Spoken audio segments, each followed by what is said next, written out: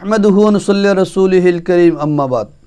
সম্মানিত হাজিরিন, নামাজের পর করণীয় কতগুলো দোয়া, যে দোয়াগুলো অবশ্যই আমরা জানা দরকার, প্রয়োজন। প্রত্যেক উক্ত নামাজের শেষে নিম্নোক্ত তাসবিহগুলি পাঠ করা অবশ্যই দরকার, প্রয়োজন, অতি উত্তম।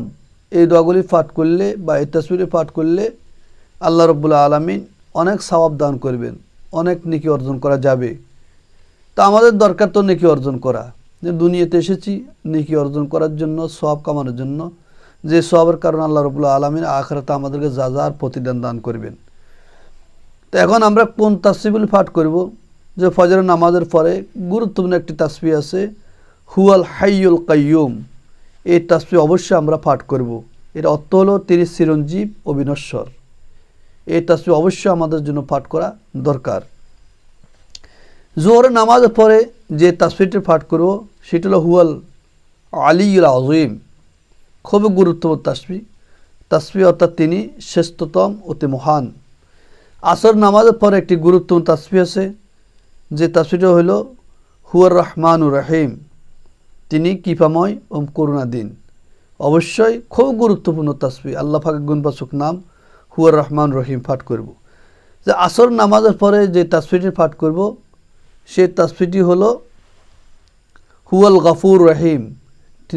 তিনি ক্ষমাশীল, মেহেরবান। মাগরিব এশার নামাজের পরে যে তাসবিহটি পাঠ করব সেই তাসবিহ হলো হুয়াল লাতিফুল খবির। আল্লাহু আকবার। কত গুরুত্বপূর্ণ তাসবিহ। এই তাসবিহগুলো পাঠ করলে আল্লাহ রাব্বুল আলামিন আমলনামার মধ্যে অসংখ্য সওয়াব দান করবেন। পরকালে আমাদের নেকের অভাব হবে না। প্রতিদিন যদি আমরা পাঠ করি সকাল বিকাল, কিন্তু আমাদের কোনো কী হবে না, অভাব হবে না নেকের।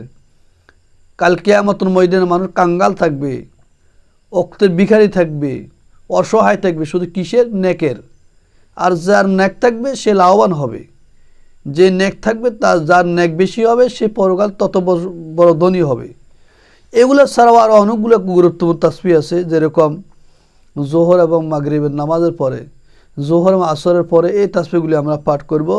সুবহানাল্লাহ 33 বার, আলহামদুলিল্লাহ 33 বার, আল্লাহু আকবার 33 বার, লা ইলাহা ইল্লাল্লাহ 37 বার। এই তাসবিহগুলো অবশ্যই আমরা পাঠ করব। পাঠ করলে আল্লাহ রাব্বুল আলামিন আমলনামার মধ্যে অসংখ্য অগুণিত সওয়াবের ব্যবস্থা করে দিবেন।